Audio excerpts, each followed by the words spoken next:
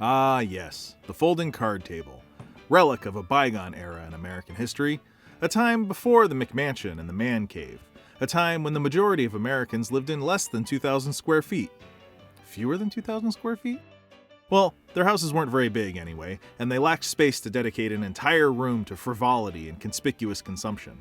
It was a time when most houses had just one screen in them, if they had any at all, and you had no choice but to interact, face to face with other people, lest you die of dopamine withdrawal. I know, it sounds like a fucking nightmare. And it was. And so, the folding card table came to be. The perfect solution for those who lack space for a solid, well-made piece of furniture in their mid-century hovel, but still enjoy fleecing their friends on occasion.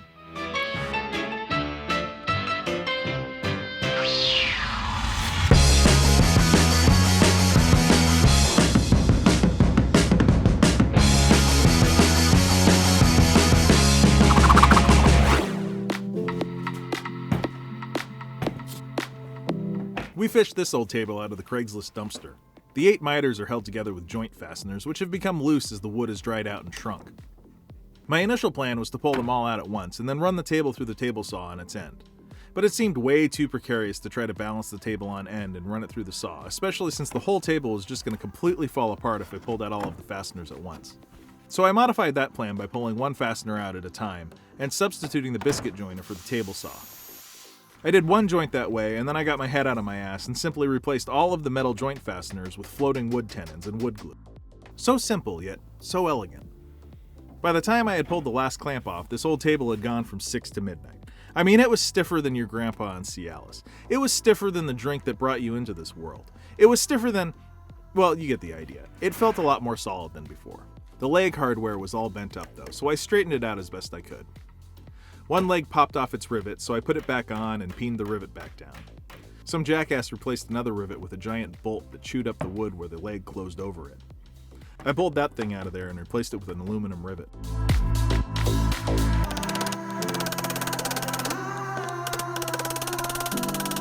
Now the table felt even stronger than before. And what does a rock-solid table need to be complete? A fresh coat of paint, of course.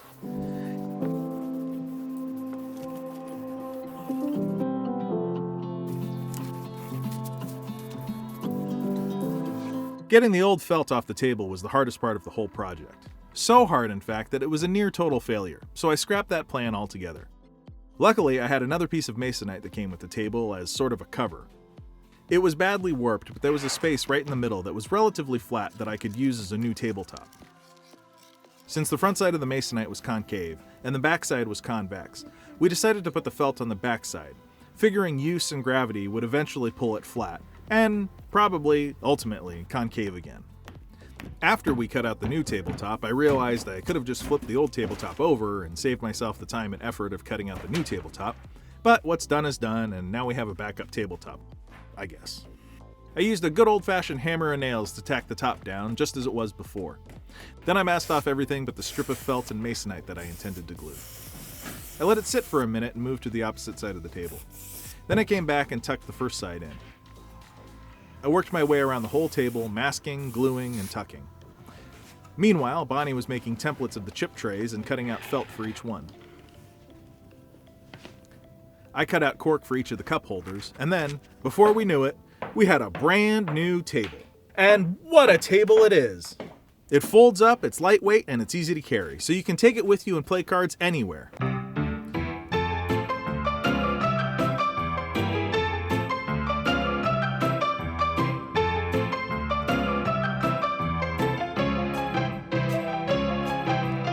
You can take it to a friend's house.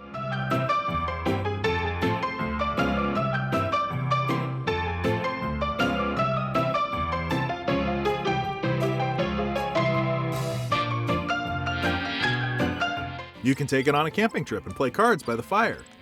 Play cards in the desert. Play cards in the forest. Play cards on a mountaintop. Play cards in the ruins of an ancient village. You could even play cards at the beach.